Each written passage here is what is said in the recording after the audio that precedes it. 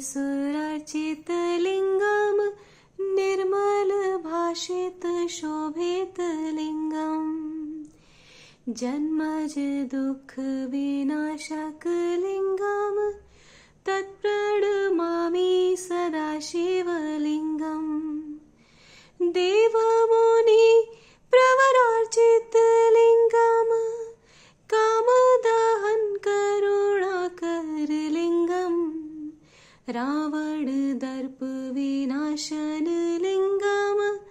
तत्प्रणमामि सदा शिवलिङ्गम्। हर हर महादेव दोस्तों, हर हर महादेव। मैं आपके सामने आज फिर से हाजिर हूँ एक नई सच्ची घटना लेकर जो कि महादेव जी से संबंधित है। नमस्कार दोस्तों, हर हर महादेव।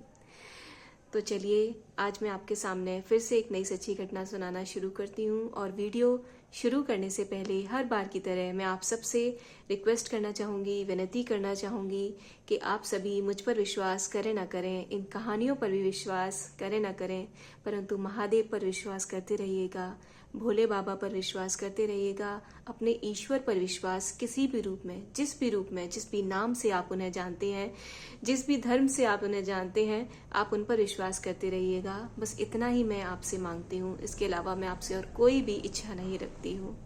तो चलिए शुरू करते हैं आज की कहानी, जो कि बहुत ही अद्भुत सच्ची घटना है और मुझे सुनाते हुए बहुत ही गर्व हो रहा है कि ऐसे चमत्कार आज भी हमें देखने को मिलते हैं कि जब सारी दुनिया तुम्हारा साथ छोड़ दे, जब सब कहते हैं ना, जब सब रास्ते बंद हो जाएं, तब भी आपके सामने एक रास्ता जो महादेव का रास्ता है वो खुल जाता है। और वो किस तरीके से खुलता है कि जिसके साथ ये चमत्कार होता है उसको भी ये ऐसा लगता है कि मानो ये कुछ अद्भुत ही घटना हो, ये तो हो ही नहीं सकता था, एक ऐसी घटना हो। तो चलिए शुरू करती हूँ। आज की कहानी है विवेक जी और नीलम जी की। इनका मैं आपको कहानी सुनाती हूँ। इनका 4 वर्ष का बेटा है और ये जो बेटा है बेसिकली कुछ साल पहले इनके बेटे को कुछ ऐसी समस्या हुई कि इसकी तबीयत अचानक से खराब हो गई। और जब चेकअप कराया गया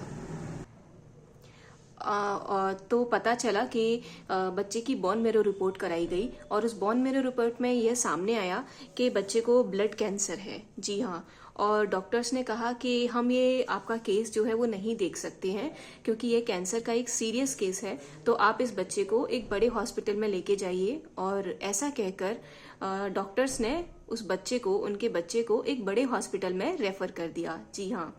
और कह सकते हैं कि इस तरीके की समस्या जब उन दोनों के सामने आई, विवेक जी और नीलम जी के सामने, तो आप समझ ही सकते हैं कि उनका कहना है कि मानो हमारे ऊपर कह सकते हैं कि मुसीबतों का पहाड़ सा टूट गया हो। समझ ही नहीं आ रहा था कि क्या करें, कहाँ जाएं और किससे दुआ मांगें, किसके सामने हाथ फैलाएं, किससे हम क्या ही मांगे कि हमारा बच्चा बस बच जाए, हमारा बच्चा बस बचा रहे, उसके प्राण हमें वापस मिल जाएं, प्राण उसके पहले जैसे स्वस्थ हो जाएं, बस इसके अलावा हमें और कुछ नहीं चाहिए। माफ कीजिएगा, बाहर से बहुत शोर आ रहा होगा आपको, क्योंकि मैं बाहर के रूम में आजकल रिकॉर्डिंग करती हूँ किन्हीं कारणों की वजह से, तो उस वजह से आपको थोड़ा शोर आ रहा हो तो प्लीज़ थोड़ा सा एडजस्ट करिएगा। मैं क्षमा चाहती हूँ इस इनकन्वीनियंस के लिए। तो इस तरीके से जब वो बहुत ज़्यादा परेशान थे दोनों, तो वो अलग अलग हॉस्पिटल्स में जाकर बच्चे को दिखाते रहे। उन दोनों ने अपने तरीके से, एक माता पिता कहते हैं ना, माता पिता सब कुछ देकर भी अपना शरीर पूरी तरीके से कह सकते हैं ना, अपने शरीर को पूरी तरीके से त्याग कर भी अपने बच्चे को बचाएंगे। उसी तरीके से उन्होंने हर वो कोशिश की कि वो बच्चे को बचा पाएं, अपने बेटे को बचा सकें। हर 3 महीने में बच्चे का कम से कम 9 से 10 बार आप कह सकते हैं कीमोथेरेपी हो चुकी थी। और जिस छोटे से बालक की, आप सोचिए 4 वर्ष का बालक, उसकी 8 से 9 बार कीमो हो चुकी थी। उसकी हालत ऐसी हो गई थी, आयुर्वेदिक दवाइयाँ अलग चल रही हैं, कीमोथेरेपी अलग चल रही हैं, प्लस हॉस्पिटल के चक्कर लगाए जा रहे हैं। तो बच्चा बेचारा इतना परेशान तो हो ही चुका था, उसका शरीर इतना थक चुका था और इतना दुर्बल हो चुका था कि अब डॉक्टर ने ये तक कह दिया था, और कैंसर जाने का नाम नहीं ले रहा था। फाइनली डॉक्टर ने ये तक कह दिया कि आप दोनों अपने बच्चे को अब वापस ले जाइए और अब आपके बच्चे के शरीर में मात्र कुछ प्रतिशत ही खून बचा हुआ है, कह सकते हैं कि कुछ मान लीजिए 1 से 3% खून बचा हुआ है, और ये खून इतना कम है कि अब बच्चे के बचने की उम्मीद अब पूरी तरीके से खत्म हो चुकी है, क्योंकि नया ब्लड बनना भी बंद हो चुका है। अब नया रक्त बन नहीं रहा है, और बचा हुआ रक्त का जो प्रतिशत है वो इतना कम था कि अब बचने की उम्मीद बच्चे की नहीं बची थी। तो डॉक्टर ने उनसे कह दिया कि अब आप बच्चे को घर ले जाइए। जी हाँ, बच्चे को घर ले जाइए, और आप जितनी सेवा कर सकते हैं अपने बच्चे की, इस छोटे से बेटे की, उतनी सेवा करिए। इसके अच्छे दिन, जितने ज्यादा अच्छे दिन इसके साथ आप बिता सकते हैं, उतनी खुशी के दिन आप इसके साथ बिताइए। तो ऐसा कहकर विवेक जी और नीलम जी सॉरी, माफ कीजिए, विवेक जी और नीलम जी वापस ले आए अपने बच्चे को। और जब वो वापस लेकर आए तो ऐसा कह सकते हैं कि पूरे इंडिया में कोई मंदिर नहीं है, महादेव का कोई भी कह सकते हैं दरवाजा नहीं है जो उन्होंने नहीं खटखटाया। कहीं कोई ऐसी जगह नहीं थी जहां उन्होंने अर्जी नहीं लगाई। अलग अलग मंदिरों में गए, अलग अलग मंदिरों में जाकर उन्होंने अर्जी लगाई। और एक बार तो ऐसा हुआ, वो इतने थक गए थे कि उन्होंने, जब वो एक ज्योतिर्लिंग के दर्शन के लिए गए, तो जब वो उस मंदिर में दर्शन के लिए गए तो वहां पर उन्होंने बाबा के चरणों में ही, बाबा के चरणों में ही मैं कह सकती हूँ, मतलब महादेव के चरणों में ही उन्होंने अपने बच्चे को लिटा दिया और कह दिया कि बाबा अब ये आज से तुम्हारा है, अब आप जाने और आपका काम जाने। हम थक चुके, अब ये बच्चा हमारा नहीं है, अब ये बच्चा आपका है। आप महामृत्युंजय हैं, आप मौत के मुंह से भी लोगों को, आप महाकाल हैं, मौत के मुंह से भी लोगों को निकाल लाते हैं। आप ही जानिए कि आप कैसे बच्चे को हमारे बचाएंगे। अब हम थक चुके हैं, अब सब कुछ सिर्फ आपका है, ये भी आपका, हम भी आपके, हमारी सारी उम्मीदें भी आपकी, अब सिर्फ आप जाने। ऐसा कहकर वो बच्चे को वापस ले आए, और वापस लाने के बाद वो एक रुद्राक्ष भी लेकर आए थे। उस रुद्राक्ष का जल उन्होंने पिलाना शुरू किया, और रोज 1 लोटा जल वो बहुत दिनों से चढ़ा रहे थे, क्योंकि विवेक जी और नीलम जी, मैं बताना भूल गई, काफी दिन से महाकाल के भक्त थे। तो ऐसा करते करते काफी टाइम उन्हें हो चुका था। और अब हुआ यूं कि जब वो रुद्राक्ष का जल पिला रहे थे, और डेली महादेव की भक्ति तो वो करते ही थे, 1 लोटा जल तो वो हमेशा से ही चढ़ाते थे। तो ऐसा करते करते कुछ महीने बीत गए, और कुछ महीनों बाद जब दोबारा से वो दोनों हॉस्पिटल में फिर से दूसरी जांच करवाने के लिए अपने बच्चे को फिर से हॉस्पिटल लेके गए, तो इस बार डॉक्टर ने, बहुत अच्छा लग रहा है मुझे कहते हुए कि डॉक्टर ने ये बात कही कि अब आपको, मुझे तो आश्चर्य होता है और मुझे ये बताने में बहुत खुशी हो रही है कि आपके बच्चे के शरीर में फिर से रक्त बनना प्रारंभ हो गया है, और ब्लड कैंसर भी समाप्ति पर आ रहा है।